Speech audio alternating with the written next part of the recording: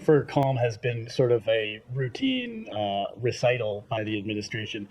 Do you have any response to criticism that the U.S. calling for calm while continuing to arm Israel is not a successful strategy for reducing tensions? So let me say this. First of all, as I said earlier, we continue to be committed to the defense of Israel. You look at the security situation that Israel faces, where they have Hezbollah on their northern border. They have a terrorist group in Gaza that's committed to the destruction of Israel. There are terrorist groups that operate in the West Bank that are committed to the destruction of Israel. Iran, of course, is committed to the destruction of Israel. So, of course, we are committed to Israel's security. By the way, we are required by statute to guarantee that Congress has that Israel has a qualitative military edge over rivals in the region. It's not a discretionary question. It is a statutory requirement, and it is one that we are committed to. So there is also an important deterrent effect to the United States continuing to send a message to Israel's adversaries that if they attack Israel, we will defend it. And that's a message that we will continue to send loud and clear. It just seems like when the U.S. is visiting in the region, there are escalations that happen, sometimes by Israel's enemies, oftentimes by Israel, that seem to catch U.S. officials by surprise.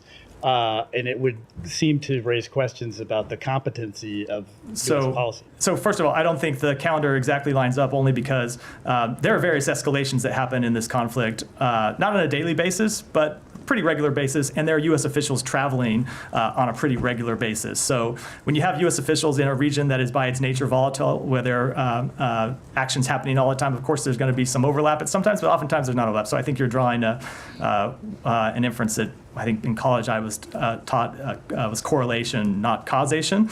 It remains a very difficult, volatile region. That has been long before President Biden took office. It will probably continue to be true long after President Biden leaves office. What I can tell you the United States will continue to do is to apply all of our diplomatic muscle to trying to ease tensions, to trying to de-escalate tensions. And if you look at the various points since October 7th, when there was real concern that this conflict would spiral out of control and lead to all-out regional war, the diplomatic efforts that we have pursued have been able to prevent that from happening on a number of different occasions. That, of course, is no guarantee for the future.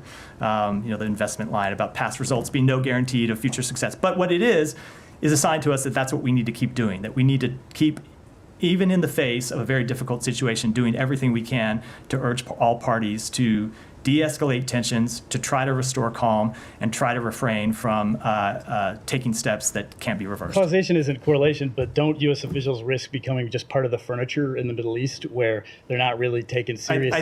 I think the example I was just going through shows exactly the opposite. There have been times throughout the past 11 months where U.S. engagement with our allies and partners in the regions and the messages that we have been able to organize various allies and partners to send to Iran, to Iranian proxy groups, and the messages that we have delivered to Israel and to other countries have kept this conflict from spilling out of control.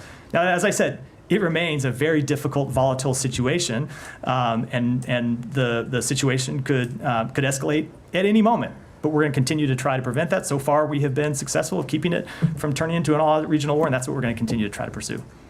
Tom, sorry. Olivia, sorry, I did not want to go. Just wanted to pin down some of the basics again on the exploding pages. I mean, is it still your position that you are not saying publicly who you believe carried out these attacks? I don't have any comment on it at all.